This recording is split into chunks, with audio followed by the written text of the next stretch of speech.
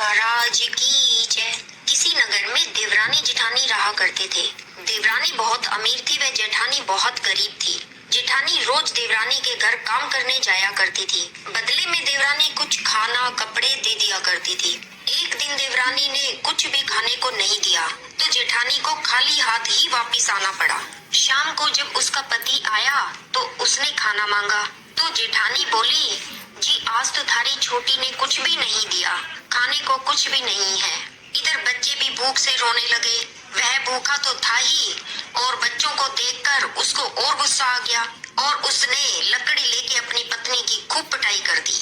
वो बेचारी रोते रोते गणेश जी को याद करके सो गई। कुछ ही देर बाद सपने में गणेश जी आए और बोले कि मुझे बहुत जोर से भूख लगी है, कुछ खाने को चाहिए। ये सुनकर वो बोली, इस खाने के पीछे तो मेरी ये हालत हुई है, घर में कुछ भी खाने को नहीं है, कल की बासी रोटी का आधा टुकड़ा रखा है, खा लो। गणेश जी बोले, मैं कई जगह तिल खाकर आया हूँ, अब मैं निपटना चाहता हूँ, कहाँ निपटूं? जेठानी ने बोल दिया, पूरा घर बड़ा है, कहीं भी निपट लो। गणेश जी अपना जहाँ जहाँ मन आया निपट लिए। फिर बोले, अब कैसे पहुँचूं? पानी तो है ही नहीं। जेठानी बेचारी परेशान तो थी, गुस्से में बोल पड़ी, मेरे सर से पूछ लो। और इतना सुनकर गणेश जी ने वैसा ही कर दिया और जाते जाते झोपड़ी को पैर मार गए। अब जब सुबह जेठानी की नींद खुली तो वह हैरान रह गई। झोपड़ी की जगह महल बन गया और घर में सोने चांदी हीरे जवाहरात हाथी घोड़े सब हो गए। उसका पूरा शरीर भी एकदम स्वस्थ और सुंदर हो गया। घर में इतनी धन दौलत हो गई,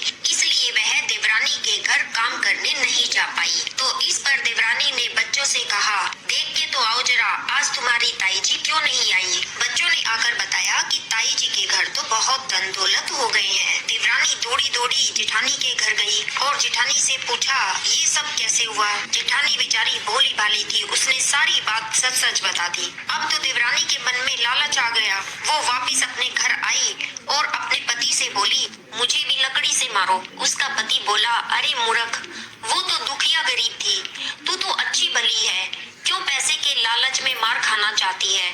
परंतु देवरानी तो जिद पर अड़ गई, वो नहीं मानी।